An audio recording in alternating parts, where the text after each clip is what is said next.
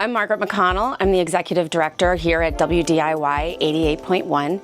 We are the Lehigh Valley's public radio station, community-based for 30 years. We're actually celebrating our 30th anniversary this year.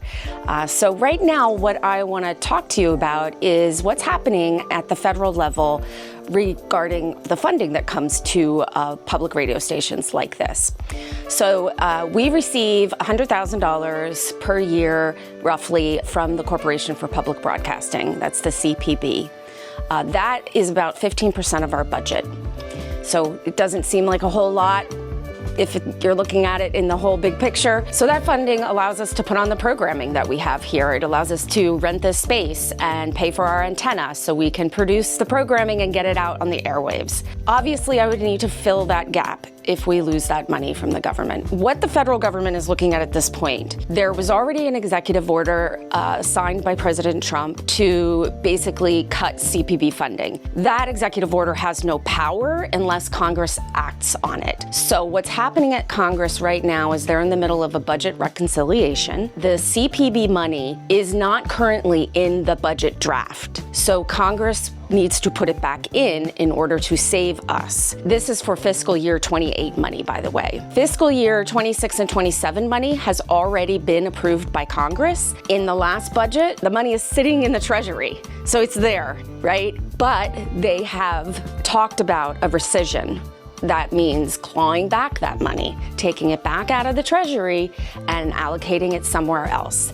That would be devastating. The bigger picture with that money is not just that it gives us a grant of $100,000.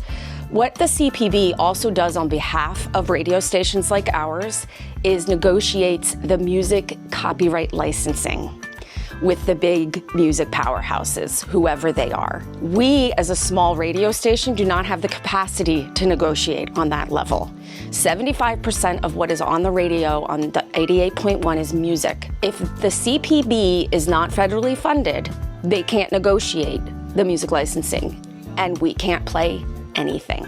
Non-commercial music that is not heard anywhere else without small radio stations like ours. And what can someone like myself, what can people do? Congress is in session right now looking at the budget. The most important thing that you can do is call. Flood your congressman and Senator Fetterman, flood their phone lines, call every day. It doesn't take long. I have a script up on our website that you're gonna put the URL right on there. There's scripts provided for you. You need to contact Ryan McKenzie's office, Dave McCormick's office, John Fetterman's office. We have also been working with our state legislature to advocate on our behalf whenever they have a chance to do so. So certainly if you have those relationships, do that as well. But email, call your congressmen and senators.